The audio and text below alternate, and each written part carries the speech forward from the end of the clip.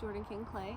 I'm gonna do an analysis of my most recent glaze firing, and figured it might be helpful for myself and for anyone else to watch like a self-critique in action and just kind of get this little glimpse into a often overlooked part of the creative process, because I've got a whole board of pots here and I'm happy with them.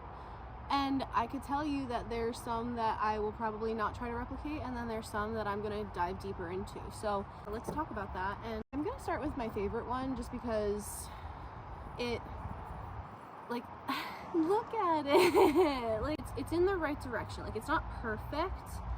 This moment right here is really nice, where it's got like the difference in glaze texture, and then you have these like bare spots of clay. Like, this is having a nice like I like this. Like, this is a nice moment. And then there's like little spot on the inside here, you know, that I like going inside and outside the form. I feel like these forms are very fluid, and so like when I look at them, it feels there is no beginning and there is no end. They're just an all-encompassing inside and outside object that has something to notice with every turn, every use, every pass.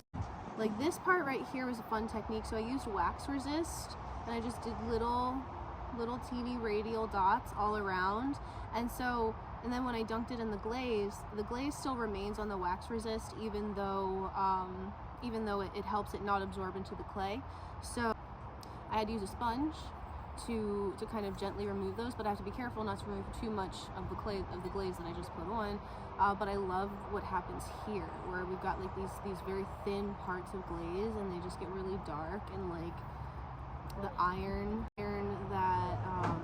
that is in the glaze really kind of comes out a bit. So this one is definitely a winner. Definitely going to do more things like this with this type of texture and pattern, and really just playing with like glaze thickness. And I love these details of the pot. Just they're so intricate, but they're just fun to explore. Kind of looks a little bit like corn. Someone said it looks like an octopus, which I also agree with, and that's what I really like about making work like this. Is it's amorphous. Like, it's not one thing, it's many things, and it's yeah. So anyway, I just really, this one's fun. This one's really fun. I like this one. And I think I want to do more of this technique, but I think I want to have less bare clay or a different clay body. I think if I had a nice dark clay body, this would look entirely different. Really fell flat with this firing for me personally was, I think the contrast is too stark, and so these are beautiful three-dimensional forms, and they almost are flattened because of the way that I've applied the glaze. So like, it's not bad. And I also so like, you can't see this, but this piece feels a lot rougher than this one, because I took a diamond buffing pad to the whole surface, and it just feels so buttery smooth. I like this application, and the way that like this is a nice moment, this is a nice moment here. I just want to add more dimension somehow. Like this one, I want to try this with a different clay body, and like a very nice dark, rich, like chocolatey, purpley brown clay body, and this glaze, that would look really cool. Next one. So this has a lot of good movement. Again, I'm in love with this. Like, I almost want to, like, maybe I just need to do more. I like the thinner parts of the bare clay as opposed to the thicker parts. I think that they work sometimes, but I don't know. Again, this moment is nice. Like, this area is really nice. I like this texture. I like how it's not like a super specific circle, and I like the way this, when I was doing the wax resist on the pots, I was kind of free forming, and I just kind of followed where the pot was going, because I had it on my little banding wheel, and so I was able to just kind of like, follow the form of the pot as I was moving it around. So the fluidity is there. I think I need more fluidity. I'm loving these feet though. Like, I'm really nailing them down. Ooh, and I love this moment on the interior here.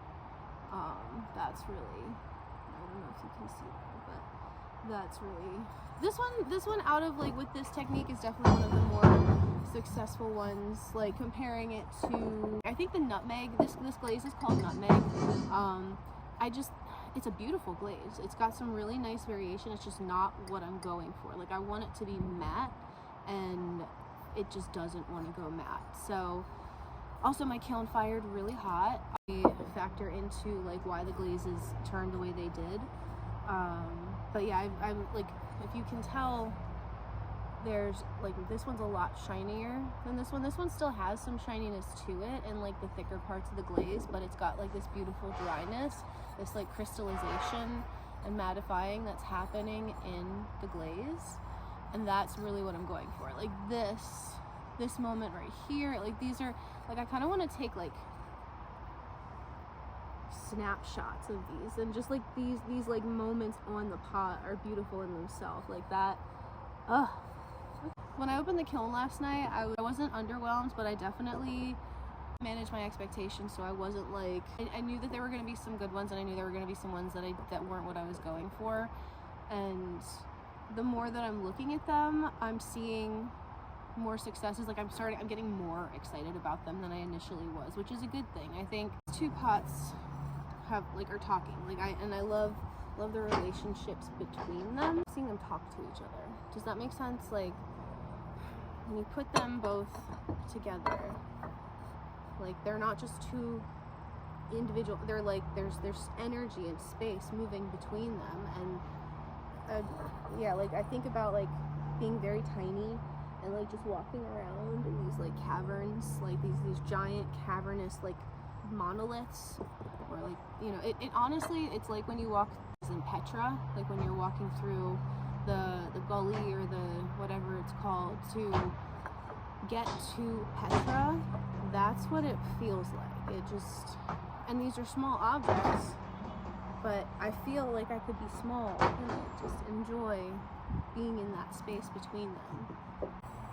This one's also nice. I like the simplicity of it compared to this one where there's a lot more swirls. This one, I like the linear striations, and again, I think I want to see more layers. Like I think I just need to do thinner moments of resist, or try to paint the glaze. Maybe I'll do, like, I think I want to paint the glaze and just, yeah, increase the, if there was another one in the middle here with the same texture, and like these drips are really nice, like that, I think would be closer to what I'm going for. This is a fun moment. I'd like to replicate this. This is kind of busy. I don't like all of this happening right here. Like this is nice, and this is nice, and this is nice, but all together, I don't think they work. And again, another little like inside-outside moment of, you know, these forms make me happy. Like, and these are just another iteration of my artistic journey, you know, like, ooh, I like stacking. Oh, now that's interesting. It's kind of like a totem pole. Like this, like when you stack them like that, they kind of take on like faces. They almost look face-like. You know, they're not very sturdy. I wouldn't leave it like this, but this is an interesting, like I wonder if I just made objects, like again, like these, or like not cups. Because cups are just a form that I'm very like comfortable with, and so they're a good like jumping off point for me to practice. But I learned a really, really good technique with, you know, like just how to get these undulations and how to get the clay to really look like it's got this breath in it. This is nice. This folding texture. Yeah, I like exploring them. I like looking at them, and that's what I would hope that the person who ends up with these does, is like when they get their coffee, you know, it's not meant to be like a monumental object, but it is meant to be an object that makes your life feel like, you know, it's unique. Like there will never be another mug like this in the world. Like I'll make one similar, people can imitate it, but this is the only one ever that will ever be of this mug. And I think that's really cool. Process resulted in it. Like I, you know, use a balance of like technical ceramic skills and knowledge and understanding of my materials, and then also leave room for spontaneity. Like I choose points in my process to be very like rigid and centered, and then I choose points in my process to let my mind decide in the moment what to do. So and now I've got these really fun, cool forms that are like, I can replicate them, I can make more of them, and I can make them more identical if I want to, but I'm much more interested in making pieces that look like families rather than twins. I've always been that way. I've always enjoyed that. Not that I can't or don't like want to practice the skills of making more traditional like pottery and doing production, because that's very gratifying in itself too. This just makes me happy. This is what I really like, these little moments up here on the rim, even like I just imagine like looking down at your like magical pool of coffee and just drinking out of the mug. Like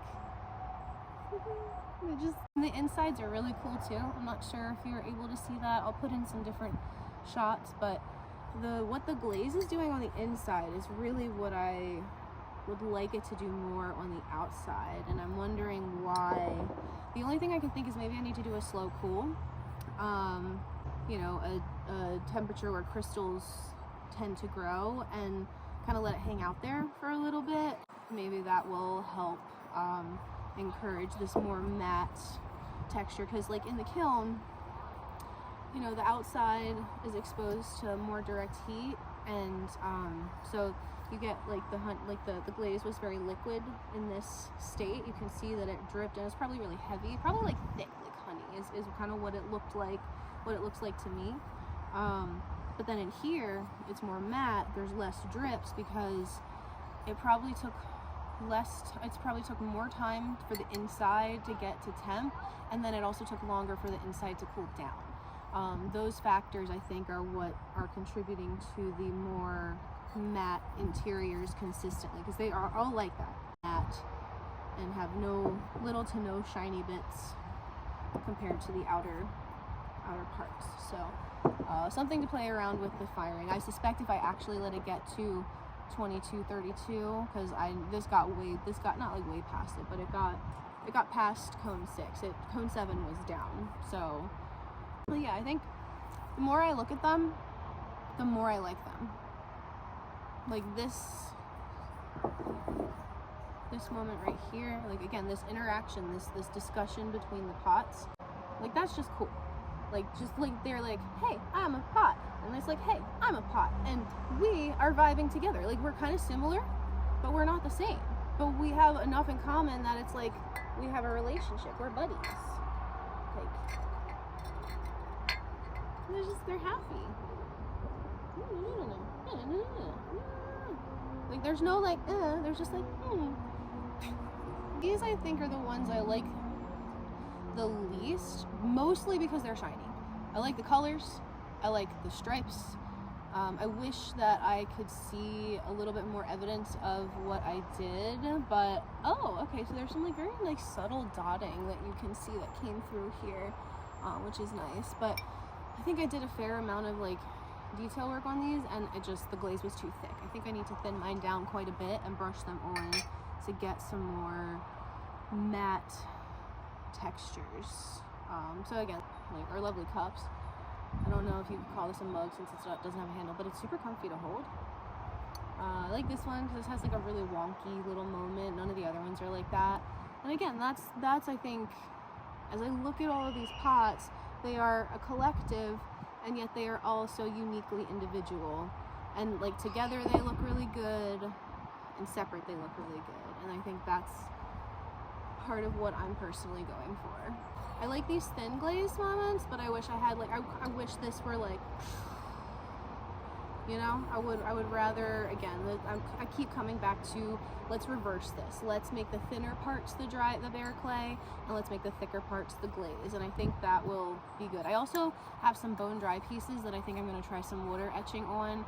I think that texture will look really good. I think if I can maybe get the texture to happen on the pot with some water etching, that might be another like added layer to get some more dimension on these. Moment, I love this, like, you know, instead of going horizontal, I went more vertical, and I love this, like, but again, I want to see it opposite as well. I like this. I think if it were cleaner, I would probably really like it, and then maybe just this one section, maybe not the whole pot has this texture, it's just this one section. Like, I want to see this in this glaze, and make it really dry. Not that it gives a lovely glaze, it's just not what I want right now. This one's cool and very shiny, so like the ones that I'm not as excited about are mostly because they're just too much full coverage. This one I accidentally dripped some wax resist, so I just kind of went with it. This texture is nice. I think that if I did like stripes of wax resist, I dipped the whole thing in Dolomite white, which the white interior is really nice. I like that it is contrasting with the like really like strong texture that you get in the interior of this one versus like a very smooth, almost bone-like moment there. I think that's pretty cool. So this one I dunked in Dolomite white, and then I wax resisted over the white, and then dipped it in the amber. Actually, so these were my test tiles that I was referring to. I also need to do this, I think, with just the drips of white. I just, for some reason, did not feel like doing it. But this is nice. The more, especially out in the sun, this is, I need to explore this one more. I also want some handles. They don't need handles, but like, how fucking cool would this be if there was a handle? Anyway, so I was referring to these Glaze test tiles, which were just, you know, me doodling with glazes essentially, like, and wax resist. And so yeah, that is what I want. I think the reason that this is like, I didn't like the scale is the reason why this is successful, and I scaled up for the larger pieces, and I need this type of like scale as well on the pieces. I think that's really the big difference between why I like this so much more than I like how these ended up. I think that's a big part of it. I like this scale on this size, and I don't want to scale up the lines. Again, right here where I like almost no glaze on it, that's that shit I do like. And then this was Dolomite, this was wax resist with Dolomite, and again, I should do more with this as well. I think this is a successful, so next round is gonna have some of these that are just white, because I think I'm definitely missing that contrast. I've got some very neutral things, but I wanna reduce the amount of white on the pieces that have the glazes, like the amber glaze. Maybe I'll just do the amber and no nutmeg. The next round I'll just do stuff like this and then stuff like this.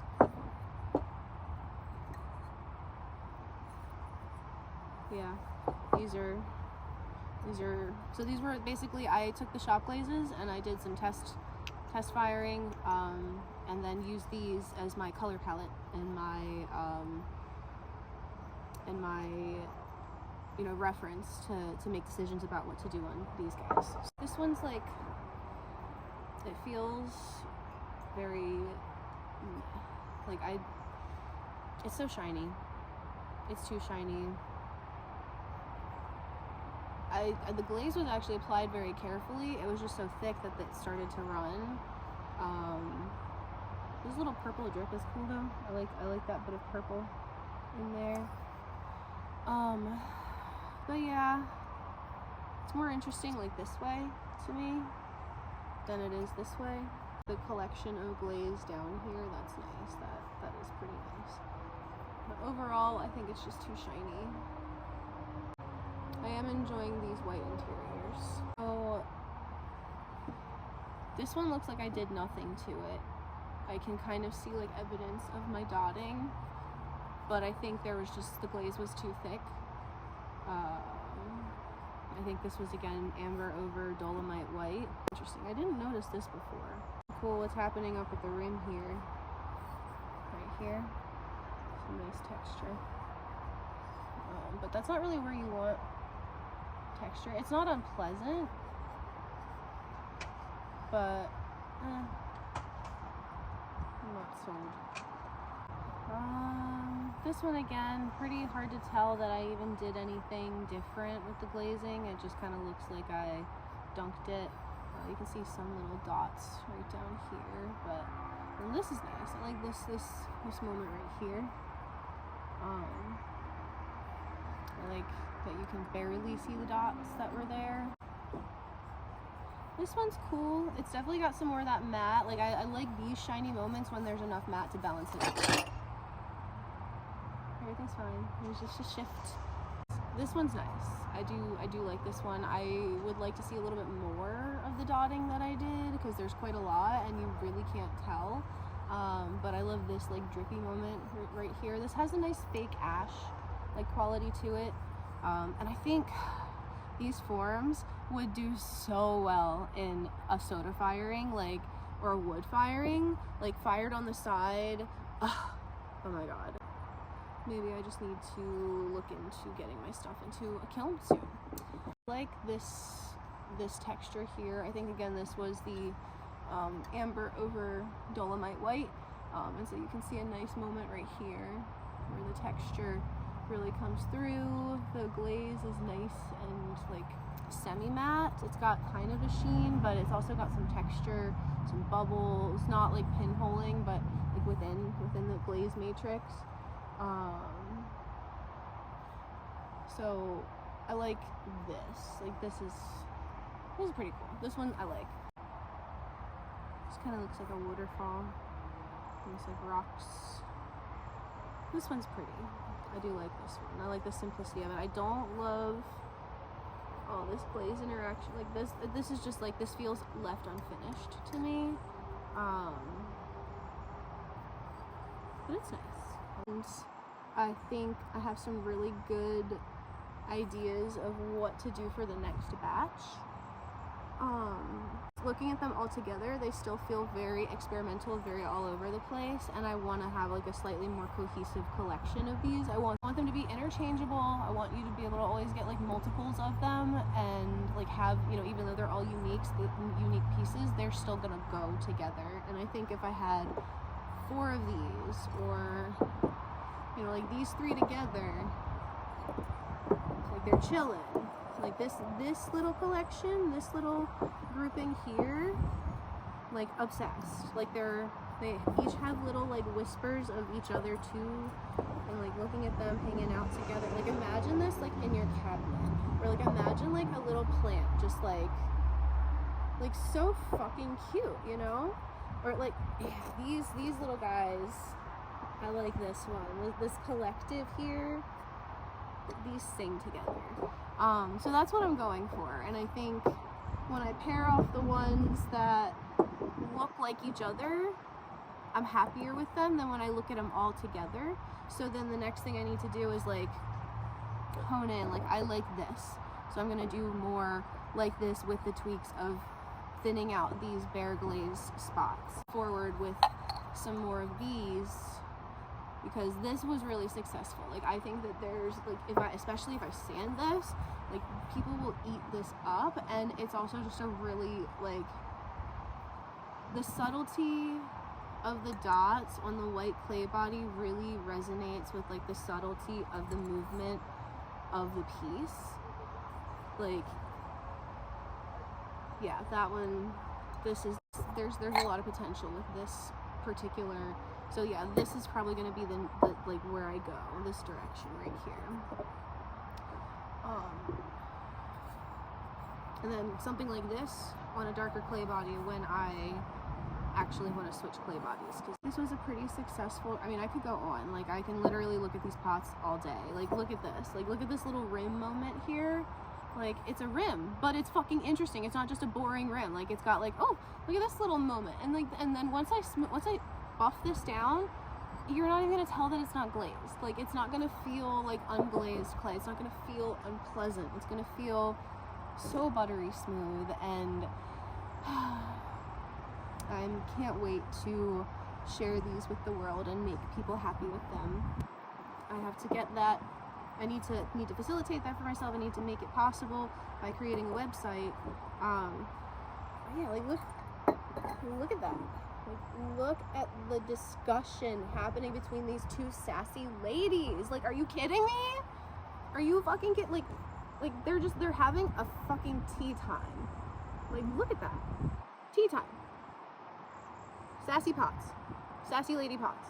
Someone once told me my pots reminded them of curvy ladies, and I'm like, yes, I can work with this. Because, like, look at them. They're just like, oh my gosh, like, la la la la la. Like, so-and-so is doing so good. And she's like, oh my god, I know. And, like, look at us. We're just vibing. We're just thriving. Like, and I've got tea, and I've got espresso, and we're all just besties. Sometimes life would be so much simpler if we were all just cute pots on a table. Yeah, I'm gonna take some more pictures while I still have some good sun, and